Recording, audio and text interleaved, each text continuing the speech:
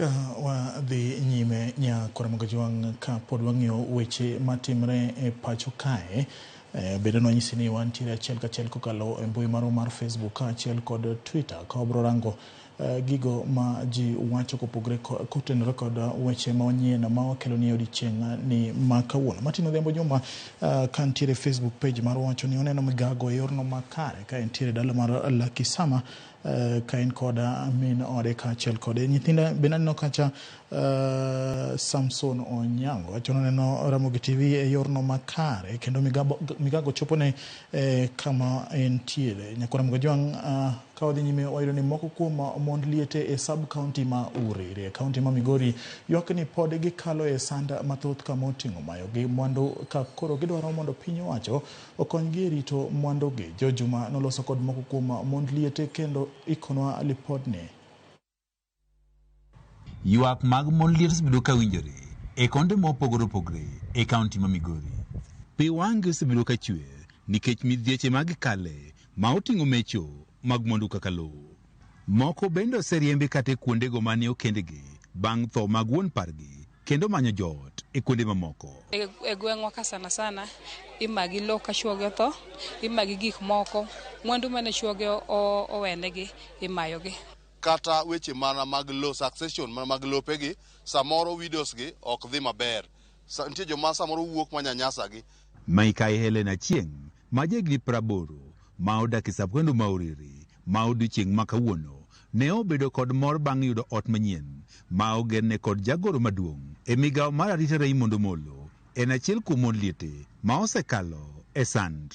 Kawuono aneno ot kendo agone Nyasaye erokamano. Miyo bi obet mana kuom ng'ato bende bi otimre kaka marani bende otimore.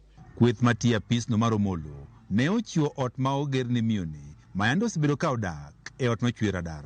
Program no chako higa mokadho 2023. Ajenda maduong' mano chako program ni en mond liete winjo matek. Mama mogedne miluongo ni mama Helena Chieng gi nyathigi noyudo kodak e ot marach kabisa.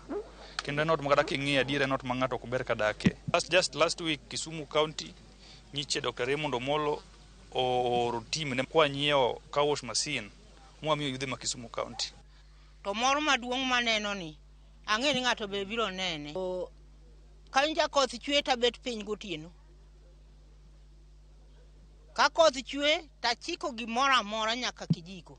Achieng' ne oringo mowuok kama ne otede nikech sand ka bende nyaka sani oduogo do kar jot mana dalagi. An awuon an chiliel kendo ne nitie kama natede.